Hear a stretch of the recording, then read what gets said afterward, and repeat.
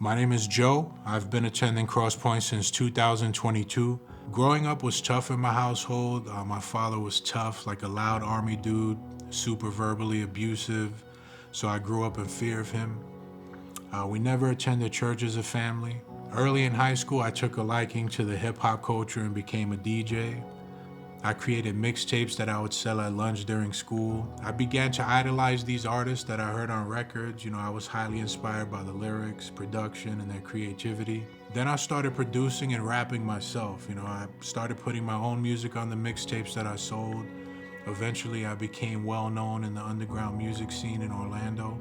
Over time, I was sharing the stage with the same famous artists that I grew up idolizing. I was collabing with them, featuring them on my project. They would feature me on their project. I traveled the US, performed at historic venues in New York, music festivals in Miami. I've done sold out sports arenas in Los Angeles, alongside the most famous artists out. So I was amongst the hip hop stars and actors. I did the whole traveling to LA during the Grammys, doing interviews, performing live on the radio with the elite stars. They became my peers. I saw the real behind the scenes of Hollywood. I attended the private parties.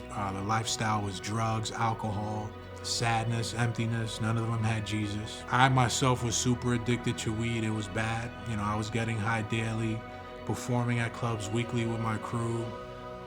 Eventually, it all became old to me.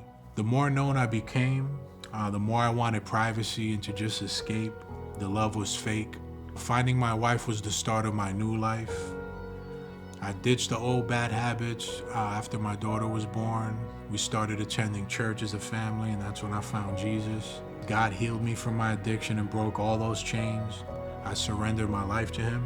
I no longer wanted to be in the spotlight. My focus was on Him now. I vanished from the hip hop scene. I focused on the realest verses ever written. My father also found God before he passed in 2022. My promise to him was that I would use my God-given talents for the kingdom. That just became my biggest prayer. Like, God, use me however you see fit for your glory. I relocated to Georgia with my family and we started a new life here. Today, I'm the video creator at Crosspoint City.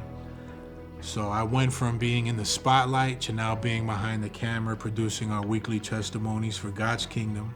He had bigger plans for me, so fame, being idolized didn't define me.